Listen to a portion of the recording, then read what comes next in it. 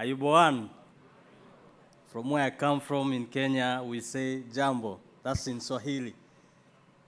So I am here this morning to talk about Africa and basically to speak about some of the opportunities that are available in Africa. And before we do that, we have a short video that we are going to show so that you can have an idea of who is Africa. Picture this, a land rich in culture, heritage, and civilization. Welcome to Alkebulan, the ancient name for Africa. Rewind to the dawn of civilization. Africa was known not as Africa, but Alkebulan, a term of deep historical significance. This title, bestowed and used by the Kemetic people, the Nubians, and the Carthaginians, translates to Mother of Mankind, or Garden of Eden. Alkebulan was a beacon of knowledge, a hub of trade, the cradle of humanity. It was a land of pharaohs, pyramids, and great Zimbabwe, long before colonization painted it with a different brush. From the sands of time, Alkebulan whispers tales of glory, resilience, and wisdom. A legacy, a history, a story waiting to be told. So next time you think of Africa, remember, its roots run deep into Alkebulan. Okay, that's a brief history about Africa. And now we continue. I want to give some facts about Africa in the year 2024, going to 2025.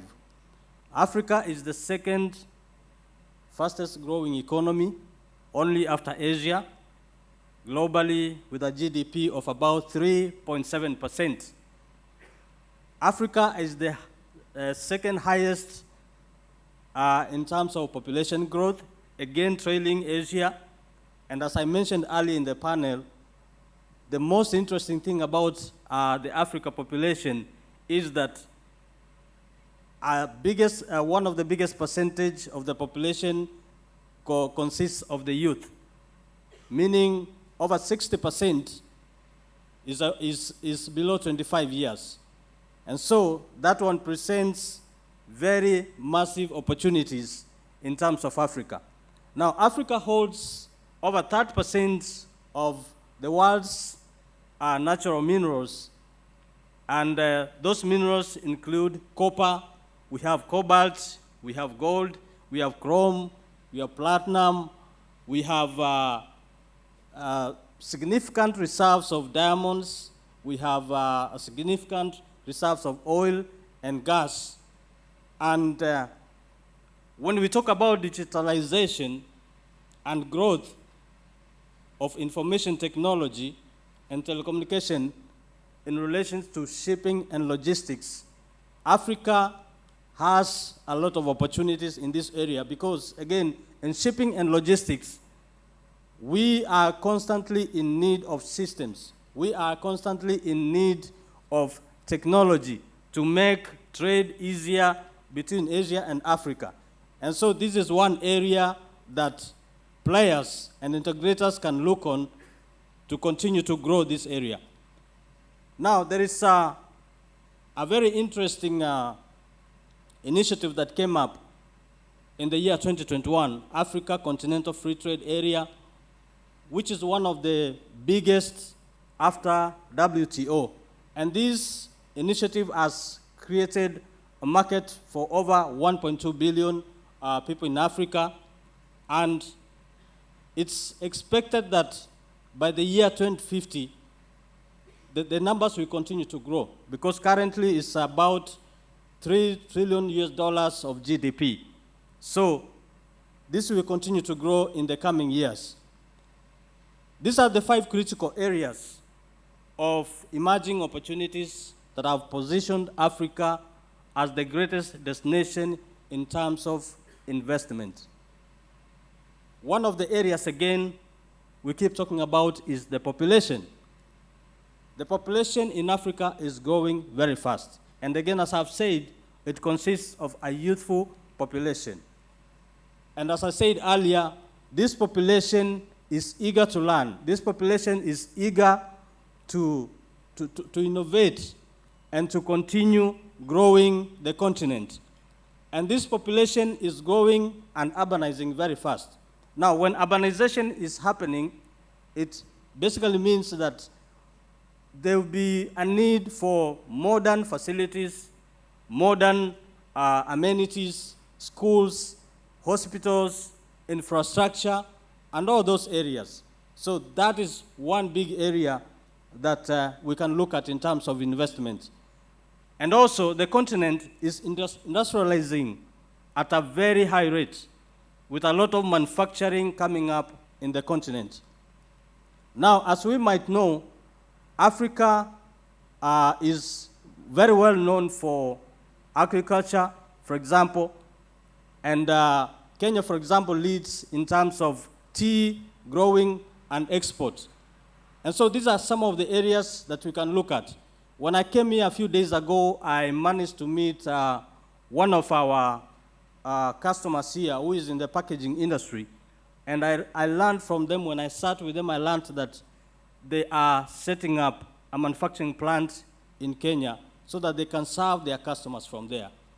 So as these manufacturing industries continue to grow like that, we are definitely going to need raw materials from Asia, from China, from here in Colombo, Sri Lanka, and that one presents a very big opportunity in terms of trade and all that between Asia and Africa. Africa is aggressively pushing to close its infrastructure gap. And as we said here during the panel discussion, there are significant challenges in terms of infrastructure in Africa. If you go to most of the countries, in the 54 countries that we have there, you find that moving from one country to another is a big challenge. And anyone in the room can attest to the fact that where there are challenges, definitely on the other side are opportunities.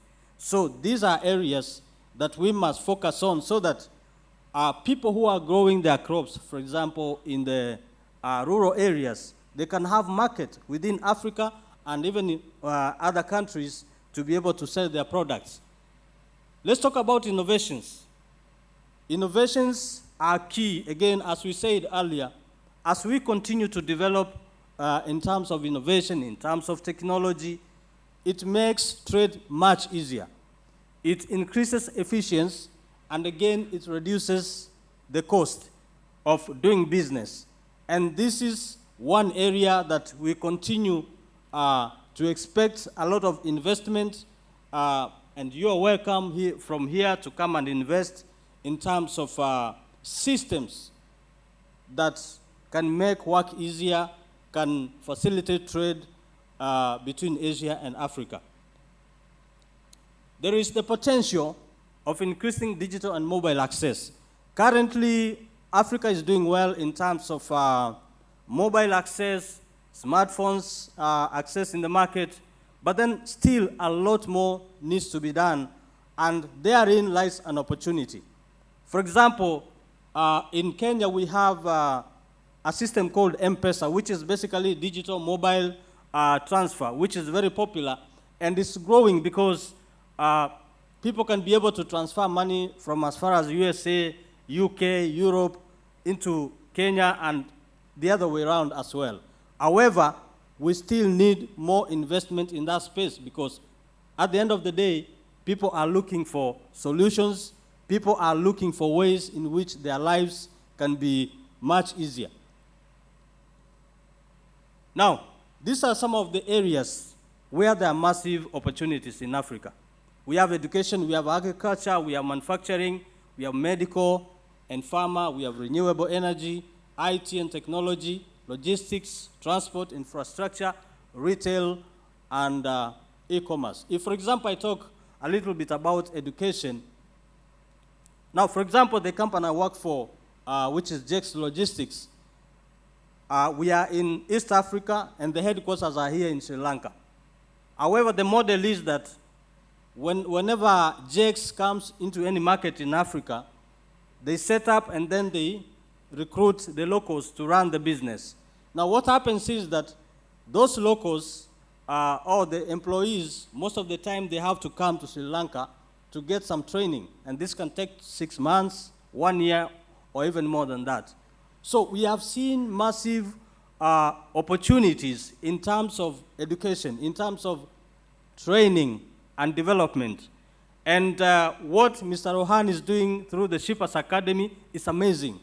And I'm just thinking that what if he partners, for example, with some educational institutions in Africa to be able to replicate the same thing that he's doing here in Africa. For example, in Mombasa, we have a marine academy. If, for example, he partners with them, it means that people from Africa, students, they can come here to Sri Lanka to learn the best practices. If someone else is doing the same thing in India, they can go there and learn what is happening in the Indian ports and airports. And the same thing can happen. People who are in India, students, they can come to Kenya, they can learn what is happening on the ground. So by so doing, it means that we are sharing knowledge, we are collaborating, and we are bringing the best practices in the industry. And that means that at the end of the day, the customers are benefiting. So education is one area that we must look at and invest. Then let's talk about agriculture. There's a lot of activity that is happening in Africa in terms of agriculture. Actually, statistics say that agriculture has over 60% of the arable land, meaning the land that can be cultivated, is in Africa. And what that means is that as we continue to engage more in large-scale farming, a lot is going to be needed in terms of machinery, in terms of equipment, in terms of farm inputs, like fertilizer. For example, I remember early last year, we did around over 200 containers coming from Sri Lanka, going to Rwanda, Kigali, in East Africa. And those were fertilizers that were needed for the tea sector. So it is very important for us to look at these areas and see what can be done in Africa in terms of agriculture, in terms of farm inputs, in terms of machinery. Again, I talked about manufacturing. Manufacturing is growing at a very fast rate because we have all these challenges. We are going to need raw materials. We are going to need machinery. We are going to need technology and all these things. So it means that it's an area that we can look at investing. There is the medical and pharmaceuticals. Currently, Africa imports a lot of machinery, equipment in the medical field, pharmaceuticals, especially from India. And I've also seen a lot coming from China. I've seen a lot of these supplies coming from these countries.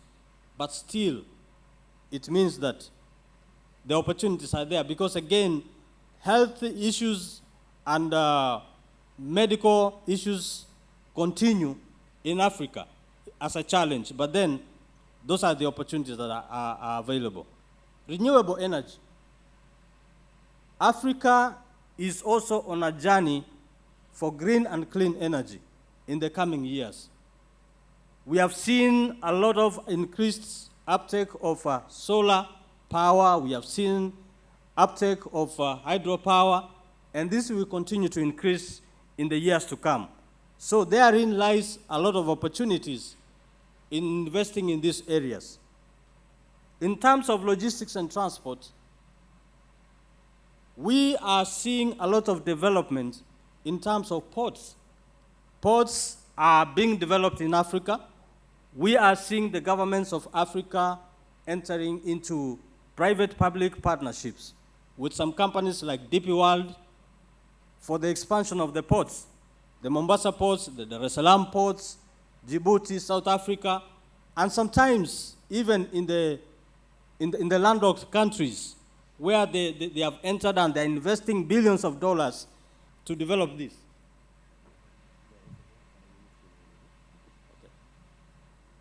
So, those are some of the opportunities that we can see in Africa. Now, these are the ports that serve the Africa region, Mombasa and Dar es Salaam and Djibouti to the east of Africa, and then Durban to the southern part of Africa, and of course Beira, Apapa and Tema, they serve the western part of Africa. The Red Sea crisis, as we all know, it created a lot of challenges in terms of longer transit times, but then Africa provided a very important alternative. And by so doing, even though the transit time was longer, we were able to see safety of cargo in the vessels, and we were able also to see a lot of efficiency and reliability in that route.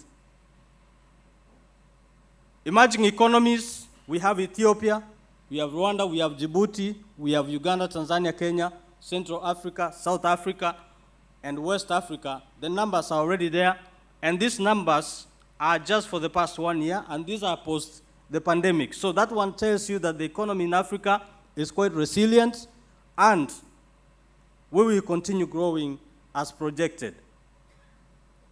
The Sub-Saharan Asia trade, China is the leading in terms of the trade between Africa and Asia, then followed by India and those other countries. So